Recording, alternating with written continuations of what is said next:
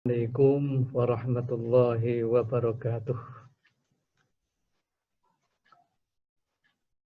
Bismillahirrahmanirrahim. Alhamdulillahi rabbil alamin. Wassalatu wassalamu ala rasulillah khatamil anbiya'i wal mursalin. Sayyidina Muhammadin wa ala alihi wa sahbihi ajma'in wa la hawla wa la quwwata illa billahil aliyyil azim. Amma ba'd, santri sekalian yang berbahagia, yang saya hormati, tetap semangat dan tetap giat belajar ya. Gunakan fasilitas yang ada untuk menempa pengetahuan meski tanpa perjumpaan secara offline. Hari ini kita akan mempelajari tentang nilai tendensi tengah atau central tendensi. Ini masih terus berhubungan dengan biostatistik deskriptif yang kita akan selesaikan dulu, nanti baru yang inferensial. Bahwa nilai tendensi tengah ini berhubungan dengan berbagai hal yang berkaitan dengan distribusi frekuensi. Seperti kita pahami bahwa distribusi frekuensi itu mengelompokkan data interval ataupun data rasio. Dan kita menghitung banyaknya data dalam satu kelompok atau klasifikasi.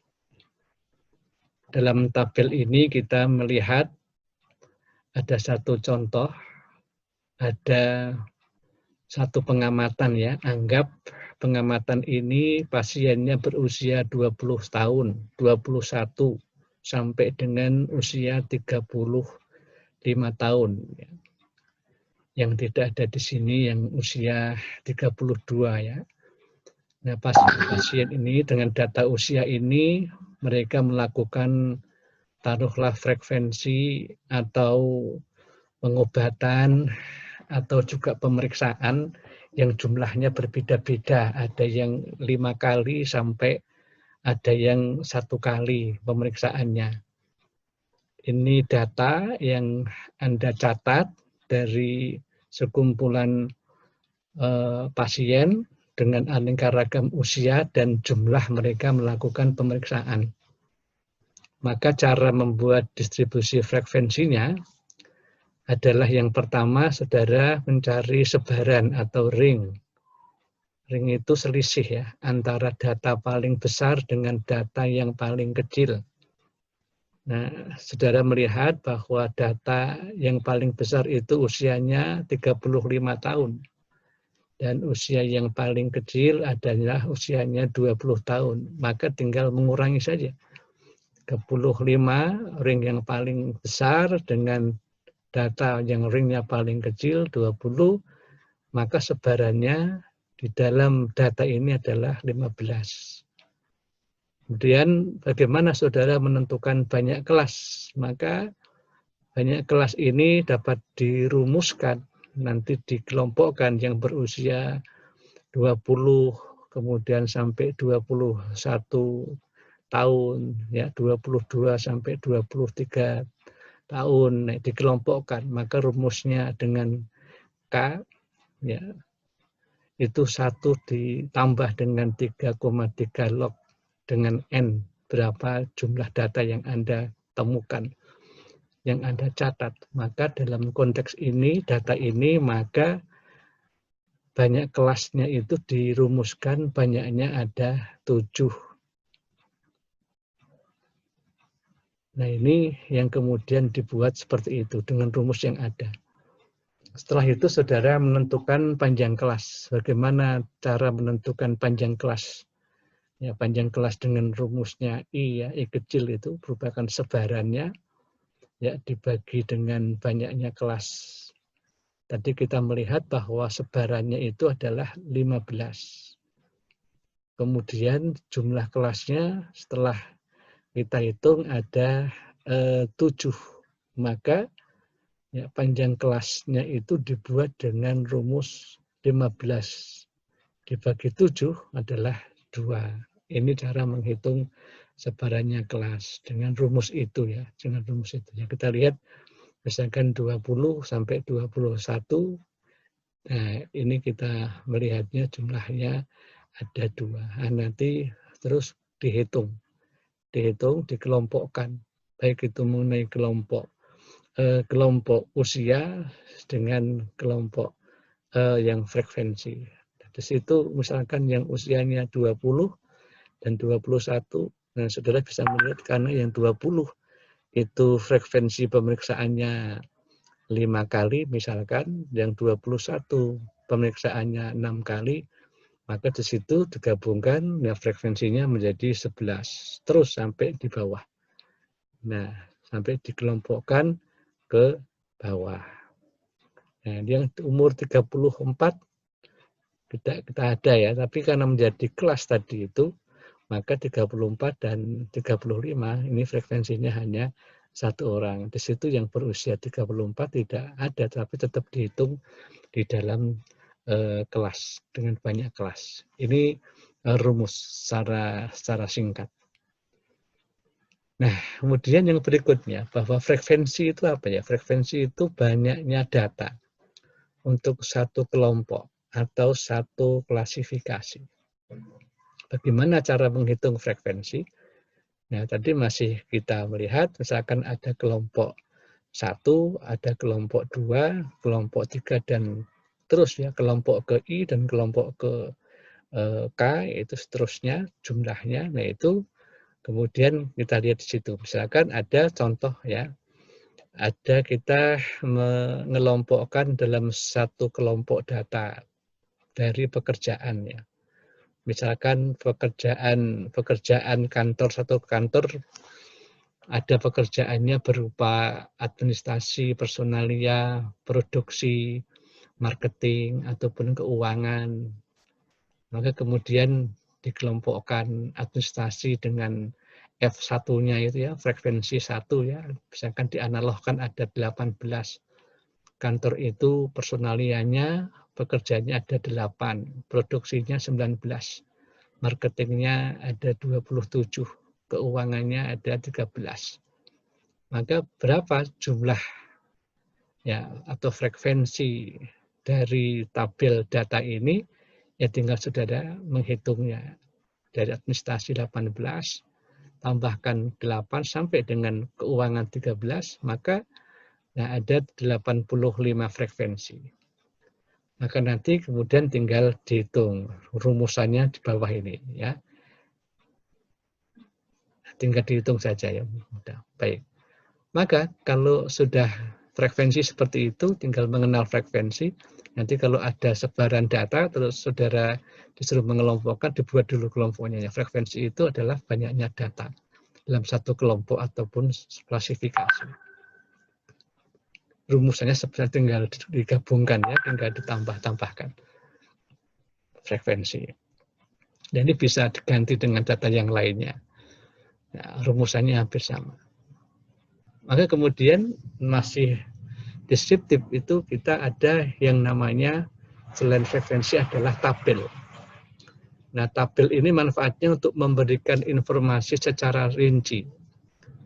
Tabel untuk memberikan informasi secara rinci dari penataan data yang kita peroleh. Nah, kalau tabel itu terdiri atas kolom dan baris. Maka kalau tabel itu ada kolom dan baris, nah kolom pertama itu biasanya isinya label. Nah, kolom kedua itu adalah frekuensi atau label berikutnya. Nah, ini yang kolom ya, kolom. Yang baris itu berisikan data berdasarkan kolom. Jadi misalkan di dalam tabel tabulasi silang, di contoh yang Pak Nur sampaikan kepada kalian itu, ya kita bisa melihat ya, kolom itu, kolom pertama isinya label. Anda itu bicara tentang apa? Ya kita bicara tentang prestasi kerja. Maka di kolom kedua, prestasi kerja atas bidang pekerjaan tertentu.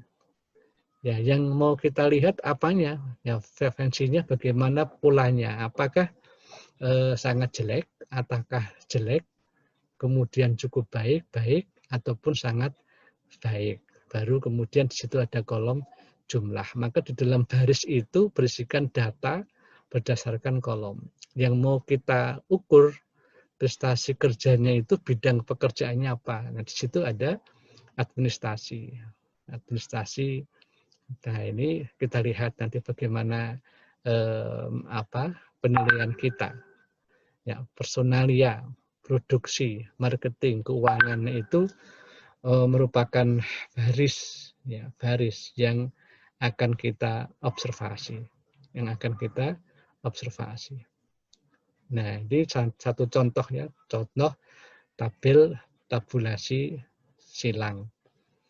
Nah, ini kalau kita buat secara kualitatif, misalkan belum berupa tabel, tentu nanti berupa data deskriptif. Misalkan seperti ini, buatlah tabel tabulasi silang ya, atas motivasi belajar mahasiswa, jurusan kesehatan masyarakat, jurusan keperawatan, jurusan farmasi, jurusan profesi nurse. Nah, maka yang prestasi kerja nanti tinggal diganti dengan motivasi belajar. Yang bidang pekerjaannya tinggal saudara ganti dengan prodi. Administrasi diganti dengan prodi keperawatan, personalia bisa digantikan dengan prodi kesmas, dan seterusnya. Nah, motivasinya yang mau diukur seperti apa? Motivasinya kurang, baik, atau cukup, ya, atau sangat baik. Nah, nanti diukur jumlahnya mahasiswa, jumlahnya seperti apa baru diukur. Ataupun yang lainnya bisa. Kalau tentang motivasi belajar itu dihubungkan dengan gaya belajar, dengan pilihan waktu belajar, dengan model belajar, itu tinggal Anda ganti. Nah, itulah bentuk tabel silang. Contohnya seperti itu ya. Nah, maka kemudian saat pada bentuk yang lainnya, dalam biostatistik deskriptif itu ada bentuk penyajian datanya.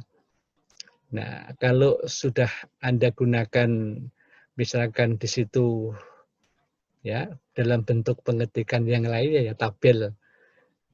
Jadi misalkan tinggal kalau ini kita samakan dengan yang sebelumnya, tadi dengan pekerjaan bisa sama. Tabel bidang, kalau ini tabel bidang pekerjaan berdasarkan latar belakang pendidikan. Ini untuk contoh saja. Nah, ternyata tadi itu Anda ketemukan bidang administrasi. Setelah kita temukan data, ternyata yang bidang administrasi itu ada 15 orang ya. Misal nih ya. Setelah kita periksa administrasi itu tingkat pendidikannya ada SMU, akademi, dan ada sarjana, ada 15 orang, SMU-nya 1, akademinya 8, ada 6 sarjana, dan seterusnya. Jadi ini nanti untuk orang bisa melihat, berarti kantor ini, misalkan ya, atau klinik ini mempunyai pegawai jumlahnya berapa. Dan kita bisa melihat jumlahnya ada 75 misalkan. Yang sarjana yang lulusan SMU berapa orang? Nah, Anda bisa melihat 10 orang tersebar di bidang pekerjaan apa saja. Nah, saudara bisa melihat di situ di bidang administrasi 1, di bidang produksi 4, marketing 2, keuangan 3, dan seterusnya. Kalau saudara ditanya ada berapa sarjana di klinik itu, ya 35 disebar seperti itu. Nah, itu nanti sahabat sekalian, sehingga kalau Anda gunakan aplikasi SPSS, nanti bisa kita buat penyajian datanya dengan model grafik. Maka di situ bisa nanti dilatih ya, bagaimana Anda membuat grafik dengan data tersebut. Ada yang SMU, ada administrasi itu dengan irisan-irisan dengan bentuk warna itu ya, yang warna merah itu administrasi ya. Anda bisa melihat berarti hanya 15, cakupannya seperti itu ya. Personalia ada warna hijau, Nah, itu situ ada 8 orang. Artinya lebih lebih kecil dan seterusnya ya. Baik. Terus yang berikutnya adalah membuat grafik. Grafik itu apa? Grafik itu memberikan informasi dengan benar, tetapi tidak rinci. Itu grafik ya. Tapi dengan membaca grafik itu, orang sudah bisa mengetahui data yang saudara tampilkan. Nah, syaratnya adalah satu, pemilihan sumbunya. Ada sumbu tegak dan sumbu datar ya. Sumbu yang ke atas itu namanya sumbu tegak dan sumbu datar itu. Sumbu datar yang tegak dan yang kecuali grafik lingkaran ya. Ini yang grafik. Grafik lingkaran bukan seperti ini bulannya. Nah, penetapan skalanya nanti diukur tadi ya. Kalau misalkan tadi jumlahnya ada 8, ada tinggal nanti Anda buat kotak-kotak yang terpisah. Nah, jenis grafik itu ada bar, ada line, dan ada pie. Ada grafik batang, ya, grafik garis, tadi itu grafik garis ya, dan grafik lingkaran, dan juga grafik yang lainnya. Nah, ini sahabat sekalian, contohnya ya jenis grafik. Grafik batang seperti itu. Jadi kalau tadi administrasi, personalia, produksi, marketing, dan keuangan Anda buat grafik batang dengan bar, seperti itu hasilnya. Kalau Anda buat dengan grafik garis, line, nah seperti itu Anda buat tanda dulu, titik-titik, misalkan yang administrasi, personalia, sampai dengan keuangan, baru Anda dihubungkan itu dengan grafik garis. Ada grafik lingkaran yang pie itu dengan warna-warni. Nah, Anda bisa menggunakan penggaris busur itu ya, yang sesangkar itu yang ada derajat itu bisa ke situ ya, berapa derajat dan seterusnya, sampai grafik interaktif. Ini saling berhubungan, ini menghubungkan prestasi itu dengan capaiannya ada sangat jelek dan cukup baik dan seterusnya.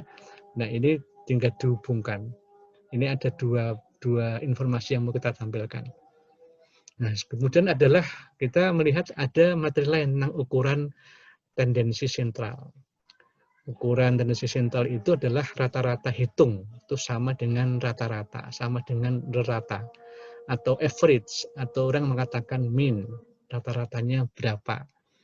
Kemudian juga tendensi sentral itu berhubungan dengan median, nilai tengahnya, berhubungan dengan modusnya atau modi. Nah, ini antara average atau mean, median, modus, modi ini merupakan ukuran penyebaran. Nah, ataupun ukuran keragaman atau dispersi atau dispersion, itu bahasa statistik yang kita temukan. Kapan sudah menggunakan hal tersebut? Nah, kalau kita ketemu dengan data yang sifatnya datanya kontinu, terus menerus.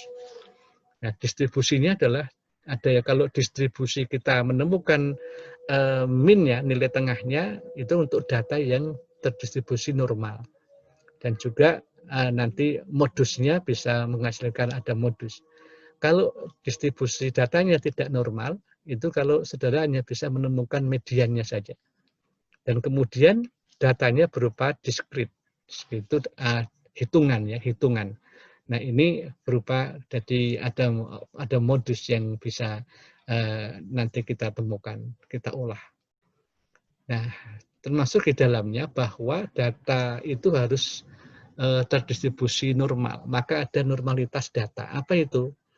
Ya, distribusi normal itu kalau kurva yang kita buat itu berbentuk bel atau simetris.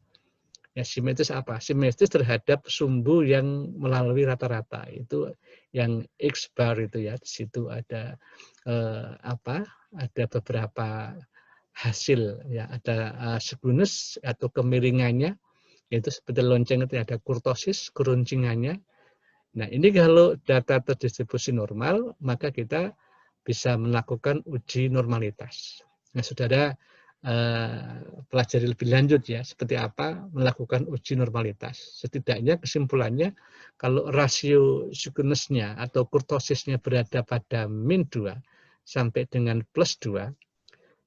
Nah, itu rasionya kira-kira ya nilai yang diperoleh dibagi dengan standar error. Maka kalau di SPSS kita bisa menggunakan uji Kolmogorov, Smirnov atau Shapiro-Wilk. Ini yang untuk melihat anomalitas. Maka ukuran tendensi sentral ini kalau kita cermati adalah rata-rata itu suatu bilangan yang bertindak mewakili sekumpulan bilangan. Itu namanya rata-rata. Nah, rata itu merupakan jumlah bilangan dibagi banyaknya. Jadi rata atau rata-rata hitung ya, itu jumlah bilangan dibagi banyaknya. Bila terdapat sekumpulan bilangan, nah di mana masing-masing bilangan memiliki frekuensi, maka rata-rata hitung menjadi seperti dirumuskan itu. Ya, Anda hitung ya. Ya, cara menghitungnya mudah. Itu ada satu tabel di bawah itu ya. Misalkan bilangan ada X, XI, ada frekuensi 1, nah tinggal dikalikan. X1 kali F1. Ya, misalkan ada bilangannya ketemu, misalkan ini ada 3 ya. Hasil belajar itu, hasil belajar. Misalkan ya ini ya, ada orang satu skornya 70, 63, 85 dan frekuensinya terjadi ya, temukan ada 3 orang atau apa ya, 3 orang, 5 orang atau 2 orang yang dapat skor itu, yaitu Anda kalikan. Mencari rata-rata, ya tinggal kemudian atur rata, tinggal dikalikan. Maka di situ dari bilangan XI, frekuensi I itu tinggal dikalikan. Maka ada 210 sampai dengan yang terakhir itu, maka berapa jumlah frekuensinya atau orang yang diukur, ada temukan 10. Berapa jumlah hitungan ratanya? Ada 695. Maka kalau disuruh menghitung, untuk menghitung ratanya atau rata-ratanya seperti itu. Ya, nah ini jumlah bilangan dibagi banyaknya itu cara menghitung rata dengan tanda X itu ya. Jadi itu setelah dihitung hasil perkaliannya dibagi dengan jumlah frekuensinya. Insya Allah mudah ya, mudah. Terus kemudian median. Median itu apa? Median itu adalah nilai tengah dari sekumpulan data setelah diurutkan yang fungsinya membantu memperjelas kedudukan suatu data. Contoh ya, contoh. Diketahui rata-rata hitung nilai ulangan dari sejumlah siswa adalah 6,55. Pertanyaannya, apakah siswa yang memperoleh nilai 7 termasuk istimewa, ya, atau termasuk baik atau biasa-biasa saja? Jika nilai ulangan tersebut adalah ada 10, ada dapat nilai 10, 10, 8, 7, 7, 6, 5, 5, 5, 5. Nah, ini 1, 2, 3, 4, 5, 6, 7, 8, 9, 10, 11. Maka rata-rata hitungnya itu adalah 6,55. Jumlah semua kemudian baru dibagi. Mediannya berapa? Nilai tengahnya ada 6 itu ya. Ya, kesimpulannya kalau mediannya ada 6, maka kesimpulannya bahwa nilai 7 itu termasuk kategori baik. Kenapa? Sebab nilai 7 itu berada di atas rata-rata hitung dan median dengan kelompok 50% atasnya.